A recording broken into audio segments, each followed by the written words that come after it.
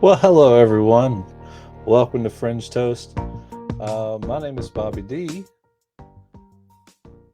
and we are gonna have a great time together tonight. I don't have quite as much energy this week as I did last week. However, I am very excited to talk to you. So thank you very much for tuning in. Rachel's not going to join me. I think I scared her away with all this uh, crazy knowledge that we're laying down in regard to this glossary that we're going over. Again, this is supposed to be a lax time of the week. It's Friday night. We've all been working hard all week long. It's time to chill and relax a little bit. But let's get into it.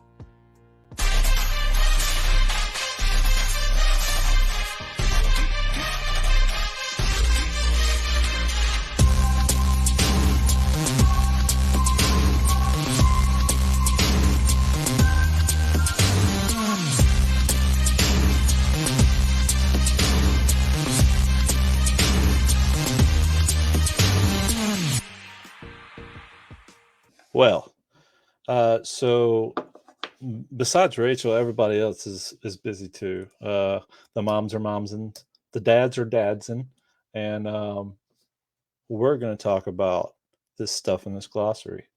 Okay, but before we do that, a couple of things. I don't know. I'm the weather in Georgia is going freaking nuts right now.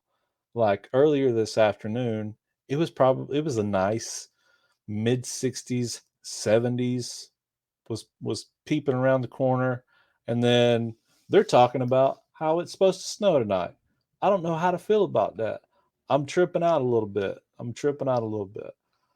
We'll be all right. I'm supposed to go to a wedding. Oh, by the way, congratulations to Derek and Meg.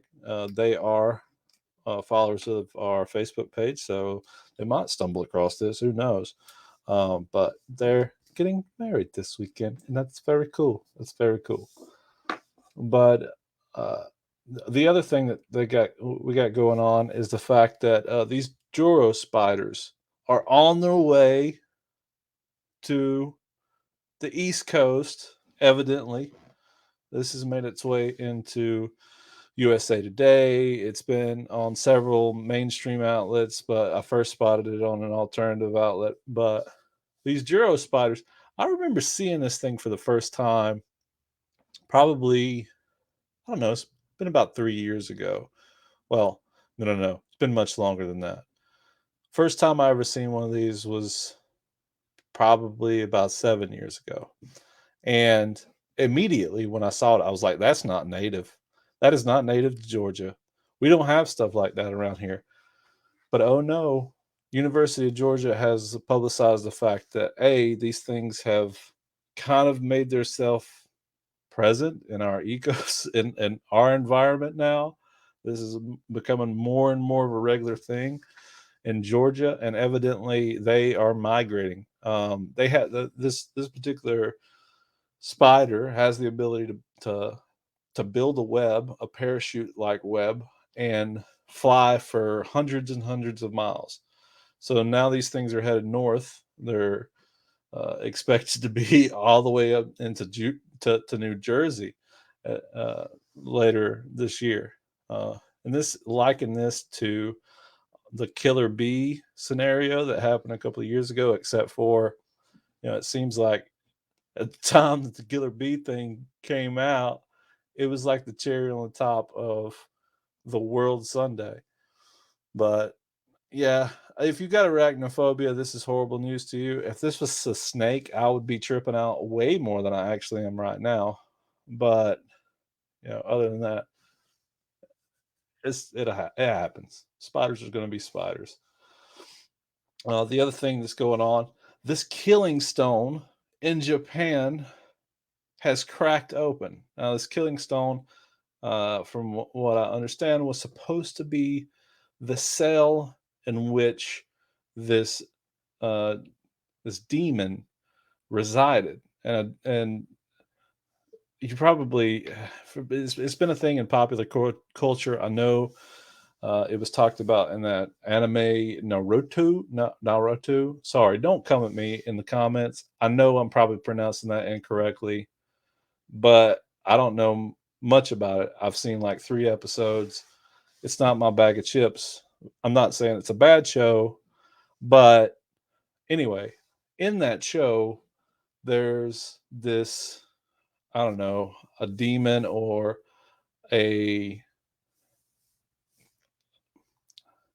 a uh, transformation that occurs in the main character where he becomes like this nine-tailed fox thing, and that nine-tailed fox is the demon that was supposed to be living inside of this rock. Now, before it was captured in this rock, it was responsible for 3 dynasties, and all of those dynasties were all of those imperial dynasties were parts of conquest and whatnot that led to the murders and the pillaging of civilizations all across the Eastern Asian continent. From this happened in Japan, and then after it had its way with Japan, it moved over to China and had its way in China. Then it moved down to India. It's been all over the map over there. And now, especially with the things that are occurring right now in the world, there are people concerned that this demon has been unleashed on the planet again and is the cause of some of the things that you're seeing on the news. But anyway, we've talked about weather, we've talked about the news. Now let's talk about sports. The baseball's coming back. The lockout is over, so I'm excited about that. So is the rest of the southeastern United States, because we're hoping that the Braves is going to show up again this year like they did last year. But I know this is maybe not the format for that, but I don't care. I don't care. I'm go Braves. I don't. No matter what the topic or show is, I'm going to support my Braves regardless. But anyway, so last week we got to the end of the letter G in our conquest, our adventure into this glossary of the paranormal, and turns out that was only number 23 out of a 60 word document. So we need to get plugging away if we're going to get through this thing. I really do want to get through this thing because I have some ideas for some future episodes, and I don't want this to hold us back. I'm not the type of person that will allow himself to begin something like this and then not see it through. So even if it is mundane and time consuming, we're gonna work through it. There might be some people pop in. I don't know. That's why I'm wearing the headphones. But actually, you know what? If they do, they do. I'll see them when I see them. I'm taking these bad boys off. How about that? How about that? So number 24, the human pendulum. For this method of spirit communication, one person is picked to stand in the middle of the room, close their eyes, and the rest of the group then ask any spirits that night to be present to push or move the person. You'll often find that person starts to sway. You can ask the spirit to make them sway left and right for yes, or back and forth for no, or variations on that whole activity. So I don't think that I had someone come to me. I'm not going to elaborate on this a whole lot. I went to a herb shop, and the lady that was running the herb shop told me, you have to hold the item in your hand and close your eyes. And if you begin to sway forward, your body needs that. If you begin to sway backwards, then you don't need that in your life. Well, I think this is based off the same thing, where your body is just trying to find equilibrium. So it moves to compensate for the fact that you don't have vision to tell you whether or not you're standing straight up and level. Anyway, hydromancy. Hydromancy is a method of divination by means of water. It is sometimes used by ghost hunters in a similar way to mirror scrying, which involves looking for shapes and patterns on the surface of the water and the ripples. Seen this in cartoons, never in real life. Infrasound. Infrasound is a very low frequency sound below the human range of hearing.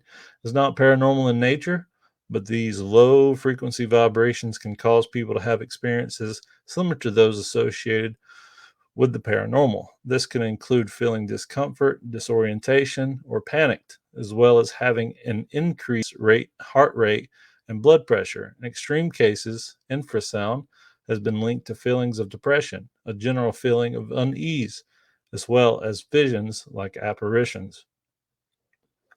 Well, I would be interested in jumping into that, maybe playing around with that idea. I've always wanted to use a God helmet. A God helmet working in a similar fashion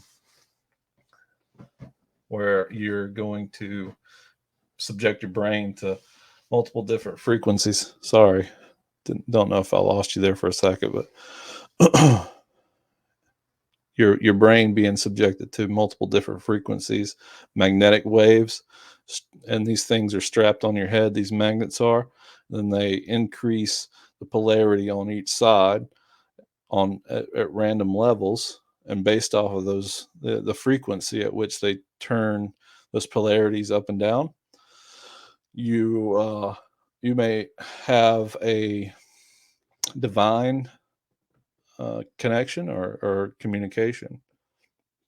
So I've always wanted to give that a shot. Some people have experienced some pretty wild things while using the God helmet. Instrumental transcommunication, or ITC. Instrumental transcommunication. So their definition here is instrumental transcommunication is an umbrella term which refers to all forms of spirit communication using any kind of electrical instrument.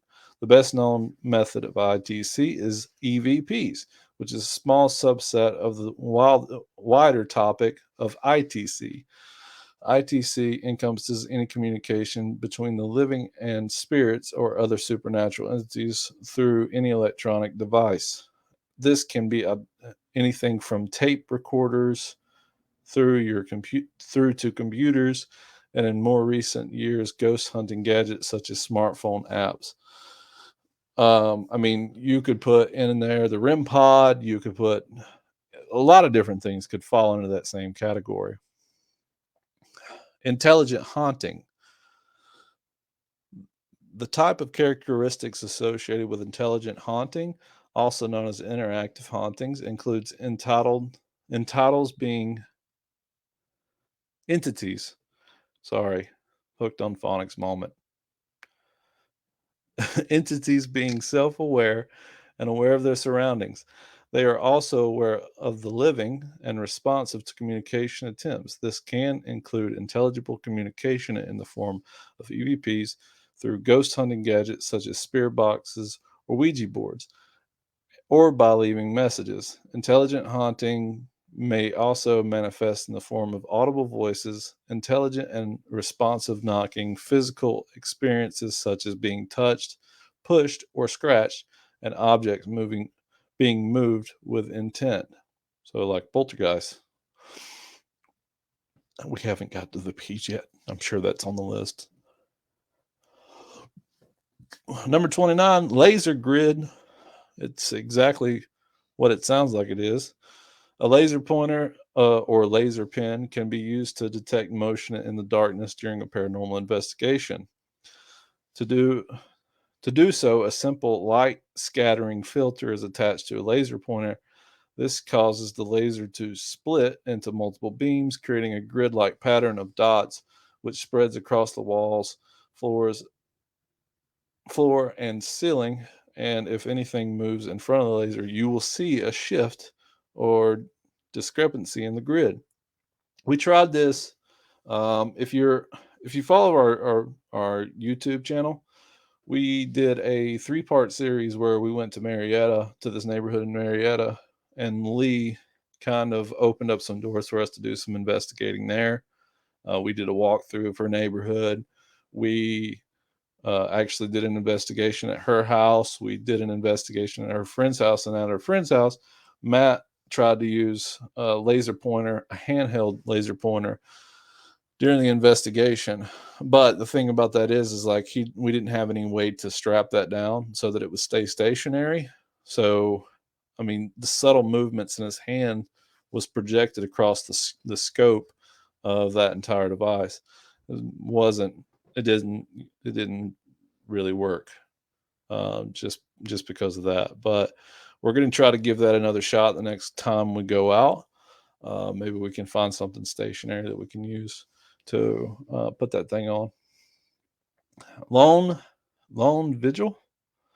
A lone vigil involves one investigator being sent to a haunted location or a specific part of a haunted location on their own in order to embark on an investigation. Often this involves sitting and waiting for paranormal activities to occur.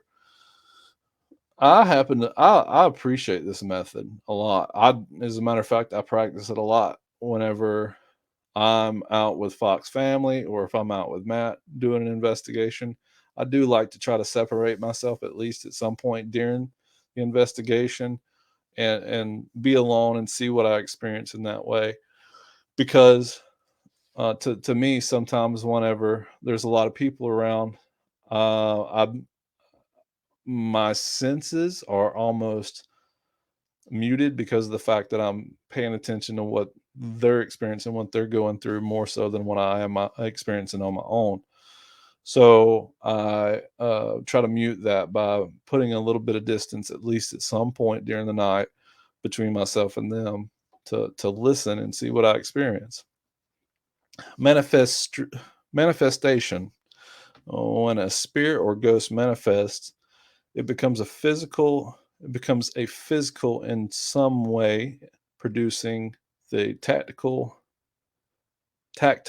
auditory, olfactory, or visual signs of a haunting. When a manifestation is visual, the entity often takes human-like form. Okay, so that's spirit or ghost. So they're saying that this could be anything, but it does take human-like form in order to show itself visually anyway. NDE or near death experience. A near death experience occurs when someone returns from being close to death. It often involves feeling of detachment from the body, levitation or floating towards the ceiling and away from the body, and the sensation of moving towards a bright light. Everybody's familiar with what an NDE is. Lots of people have actually experienced those. Necromancy. This is any magic or black magic practice which is which relates to death, either through divination or the act of raising the dead body. It also includes the practice of communicating with the dead, especially in order to predict the future, bring someone back from the dead, or to use the dead as a weapon. Hmm. So typically, uh, whenever I talk to anyone from the church, when I say the church, so I mean Baptist church, about trying to communicate uh, with ghosts or spirits or anything like that, they immediately point towards this being a practice of necromancy. And according to this definition is not. But of course, uh, interpretations across different cultures of certain terms and words is something that happens. Night vision. A night vision camera uses an active source of illumination in the near infrared band, often in the form of an external top light mounted on the camera. This type of light is just outside of the visible spectrum of the human eye, but it can be picked up by the camera sensor. It will produce a bright monochrome image, either with a greenish tint or black and white, despite the fact that the scene appears dark to the naked eye. Orbs. Some believe that these floating ghost lights, which glow in the dark, are evidence of spirit presence, or even the early stages of ghostly manifestation. However, orbs are actually nothing more than the result of the camera's flash or light illuminating dust particles that are drifting close to the lens. The compact design of modern camera means that the lens is much closer to the flash, and this is to blame from orbs. The photography experts at Fujifilm describe the artifacts as a common photographic problem. Mm, I don't know, man. Uh, there's people that experienced orbs way before that, but at the same time, I am very skeptical of orbs. Um, Whenever someone presents an orb as evidence, I don't. It doesn't have a whole lot of weight in my own mind, but you know, results may vary. Next up, we got the Ouija board. Oh, Ouija board, also known as spirit boards, talking boards, or seance boards, have been a popular method of spirit communication since Victorian times.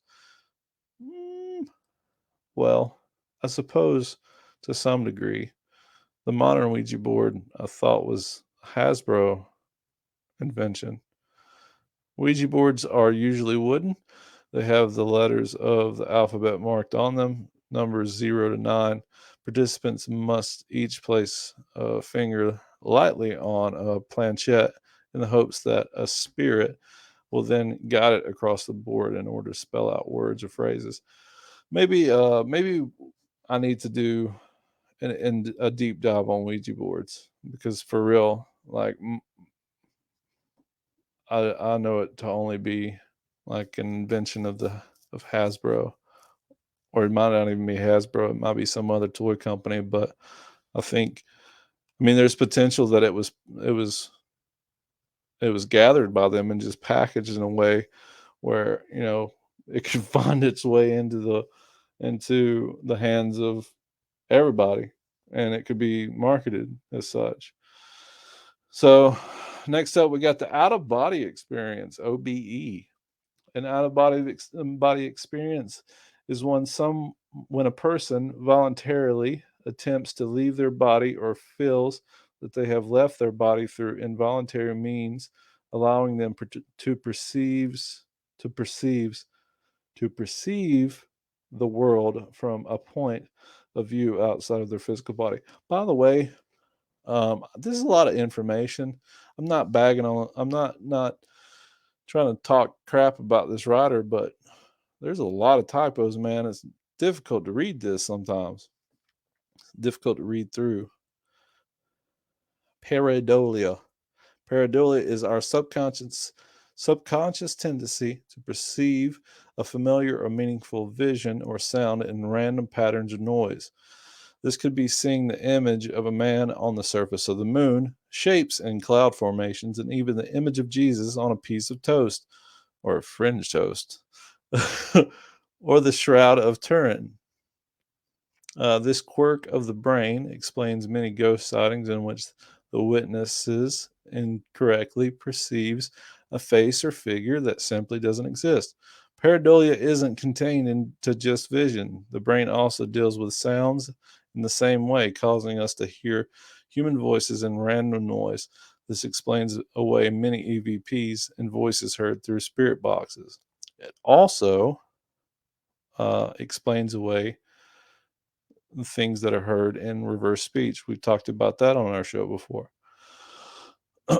But moving on, we got the next up is pendulum. In order to contact spirits using a pendulum, you need to allow the pendulum to hang while holding the other end between two fingers. Then call out to spirits and encourage them to interact with the pendulum. You can suggest that the spirit tries moving the pendulum in order to answer your questions. Encourage it to swinging the pendulum back and forth to indicate yes, or left to right to indicate no. You can also ask for the pendulum to be moved in either a clockwise or an anti-clockwise motion. Anti-clockwise. I never heard it called that before. What's the anti-clockwise? Can you mean counterclockwise? This is written by the English, by the Brits. I'm gonna let it go. Planchette. A planchette is the wooden or plastic pointer that is used with a Ouija board. It is this flat object that participants place their fingers on in the hopes it will slide around the board. Alternatively, an upturned glass can be used as a planchette. Other variants of planchettes include the option to attach a pen to facilitate automatic writing. We talked about that in the last episode, the automatic writing version of this whole thing, um, and whether or not I thought it could pull off. I mean, for real, if you get a bunch of people holding the same pen and it actually does generate something on the paper that is legible at all, that is supernatural to me. That is, I'd believe it. I'd be all in. Maybe not. Probably not. Probably not. Shouldn't say things like that, huh? Poltergeist. Knew it was coming. Poltergeist hauntings are often described as being violent, threatening, and malevolent. This type of haunting is characterized by physical movement as well as manipulation of the environment around the spirit. The word poltergeist means noisy ghost from the German Poltergeist. I wonder if we got any poltergeist. Poltergeist activity can include objects being thrown or moved, foul smells, turning lights or appliances on or off, and producing growls, screams, and other loud noises. On rare occasions, it's been reported that poltergeists have intentionally attacked people by pushing, hitting, biting, or scratching them. Rough stuff, huh?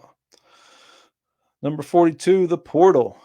A paranormal portal, sometimes referred to as an energy vortex or simply vortex, is believed to be a gateway to another plane of existence through which our physical realm and the spirit realm meet, allowing spirits and other supernatural entities to pass through into our world. Probably the most common beliefs around portals is that mirrors can act as windows to the spirit realm. Uh,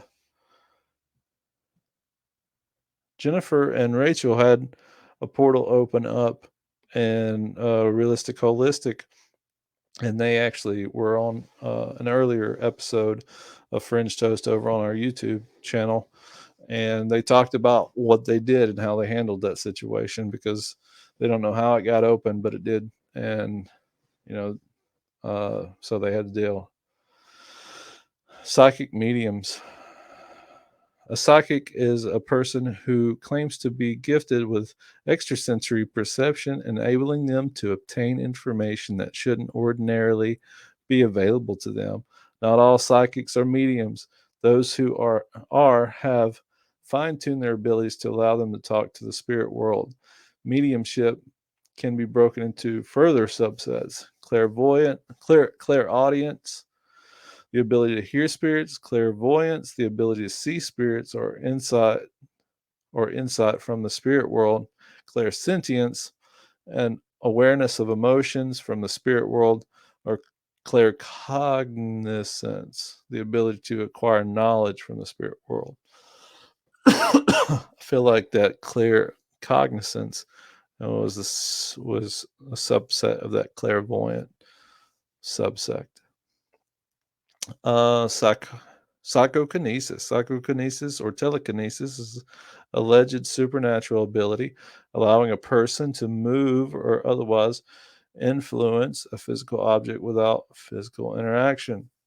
There's actually a lot of parapsychologists that believe that the poltergeist activity that we talked about just a few minutes ago could be explained away by someone actually having psychokinesis or telekinesis abilities, uh, ki- psychokinetic or telekinetic abilities, and that's the reason for objects being moved around and whatnot. I suppose the outlier of that would be the growls and the screams and the bites and punches and scratches. Um, Next up, we got the REM pod. We've done a video breaking that out, talking about the internal components and its origins before, and then also a skeptical view from the Skeptical Inquirer regarding what a REM pod was. The REM pod, or radiating magnetism pod, is named based on its operation. It radiates its own electromagnetic field from a telescopic antenna and can detect the fluctuations in the field if a conductive material enters into it. The device will flash a light and give an audio alert if something moves in or out of its field. So the theremin, the like the song that you hear at the beginning of Star Trek, the old one, not the next generation, but the really old one. It was actually the instrument used to make that song, or make that soundtrack, was a theremin, and that's what's used inside these REM pods. If you want to know more about that, go ahead and check the YouTube video out. Number 47, residual haunting, a type of haunting said to be caused by residual energy. This is where the witness is seeing, sensing, or experiencing the imprint of the lingering. There we go. I found it. The imprint of the lingering psychic or emotional energy of a person or an event that took place at that location in the past. For this reason, residual hauntings are sometimes called place memories. Often, this is said to be someone who suffered a tragic, traumatic premature death, murder, suicide, or execution. A residual hauntings Residual hauntings represent nothing more than a reflection of the past. You can't communicate with them. So essentially, this is experienced in regard to like um, people doing investigations where the same thing is experienced by multiple people over and over and over again, where they seem to see the same character doing the same activity. Scrying, number 48. Scrying can be performed with any mirror, but often a purpose made black scrying mirror is used, or even the reflection in the surface of a bowl of water. The technique involves glazing, gazing, glazing like a donut, gazing into the mirror. It's said that if a paranormal entity is present, they can affect what you see, and the vision of your face in the mirror will change or transform into theirs. Number 49, seance. In a seance, the participants or sitters attempt to contact the dead. It became popular in the late 17th century during the rise of the spiritualism movement.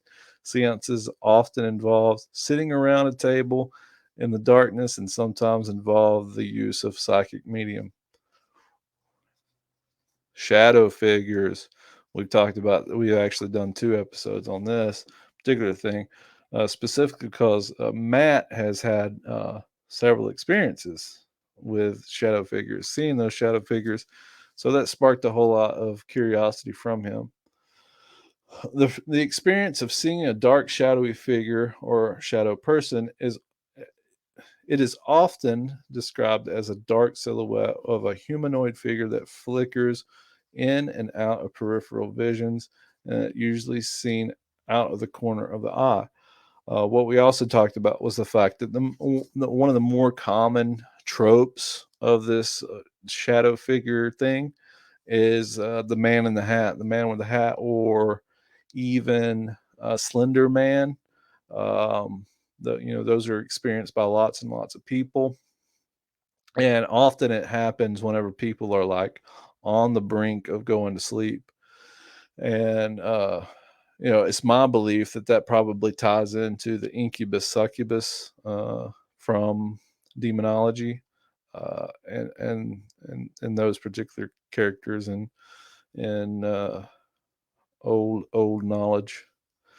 Next up, we got at number 51, the SLS camera. SLS cameras work by projecting an invisible infrared laser grid over a wide field of view. The grid is made up of over 1 million tiny dots. The structured grid of laser dots is what gives the device its name, SLS, or structured light sensor. The camera's sensor is able to calculate the distance between those dots in order to build a three-dimensional model excuse me, of its view.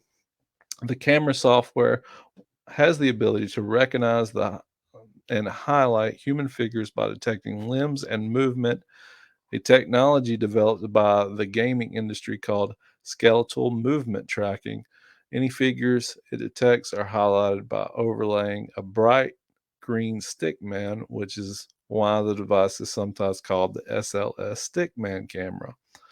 That so also this kind of technology is starting to make its way into telephones.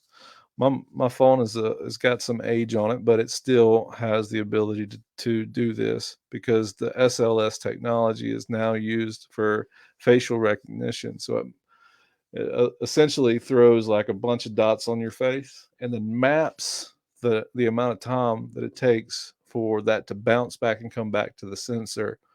And based off the amount of time that it takes for that sensor to bounce off your face and come back, it can map out uh, the the the geometry of your face, not necessarily facial recognition in the way of like, can it tell what picture looks like you?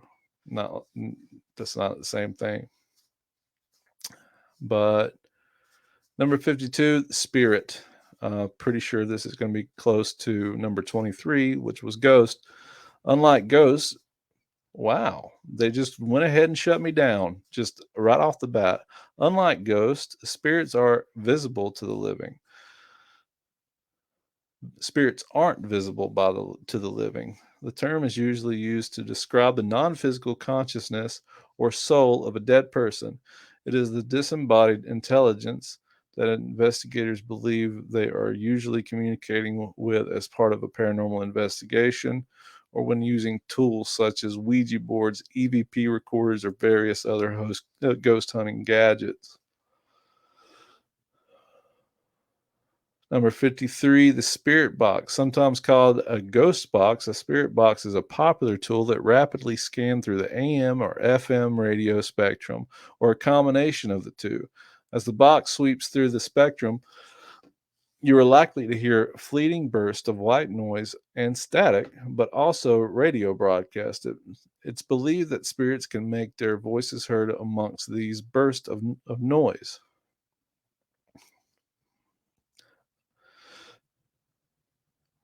Um, Yeah. Spirit photography. That's up next.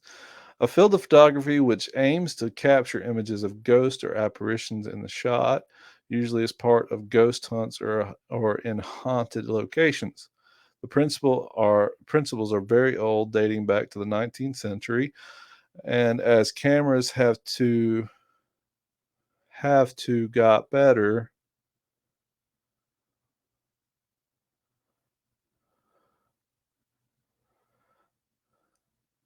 Sorry, this is so butchered. Let me try this sentence again.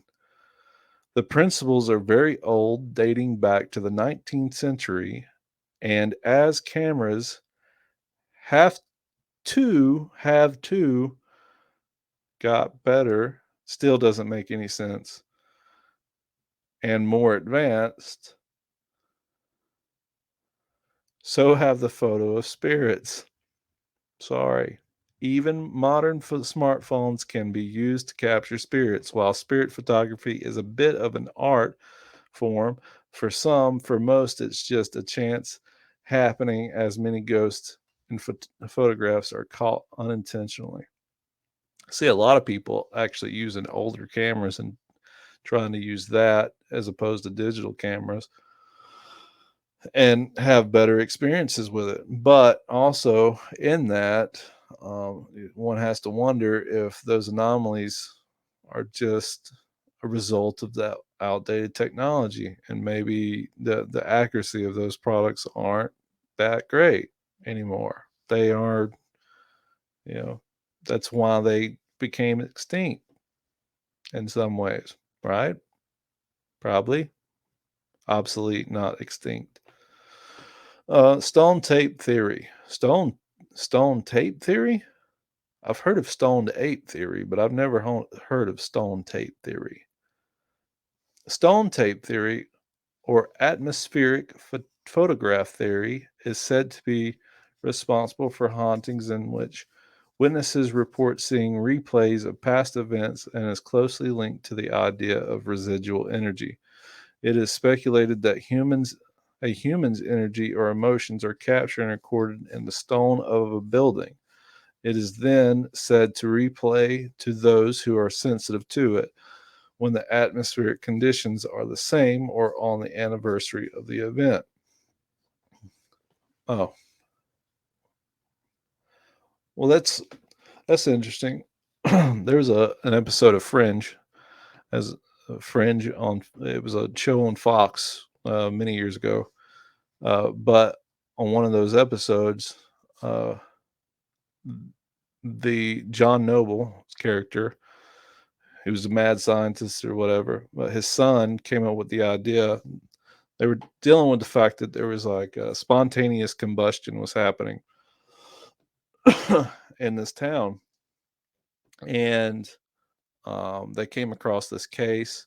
When the spontaneous combustion occurred, it got so hot in the room that the glass began to melt, and I want to say Jake Johnson was the person that played Peter.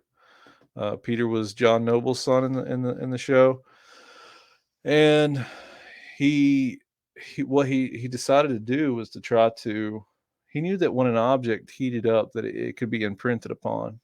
So he took a sample of the glass that got hot during the experience, and he took it back to the lab, and he was able to rebuild some software that could analyze the glass, and uh, they could audibly hear what was going on in the room.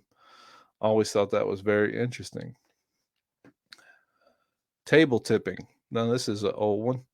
Table tipping, also known as table turning or table tilting, dates back to Victorian times. The technique generally involves the use of a light or rickety table, which is easy to rotate or tilt. Participants then sit or stand around the table, place their fingers on the surface, and wait for it to move. These movement is said to be the spirit communicating. Uh, 57 thermal imaging cameras. Thermal imaging cameras are a useful place of photographic equipment that visualizes infrared radiation on a screen to show areas of heat, because the thermal imaging cameras capture the heat being radiated by an object instead of a visible light. They give the user an indication of the temperature or of everything within the camera's field of view.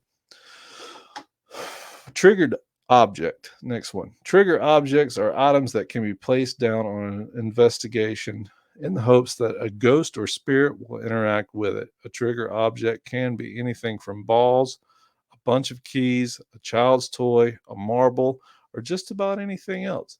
It's common to select a trigger object which is relevant to the location, for example, a teddy bear in an old orphanage or a bunch of keys in a prison. um, Fox family puts this into practice a lot. They actually have a REM pod that's inside of a stuffed animal, stuffed fox, Foxy, as a matter of fact, is what they call it. And they use this as a trigger object. Number 59, visual. Visual. I hope I'm pronouncing that correctly. I think I am, though. In ghost hunting, a visual refers to a period of time spent on an active investigation focused on one particular area. Often, this involves sitting or and waiting for paranormal activity to occur. A ghost hunt is often made up of multiple visuals. This could be visuals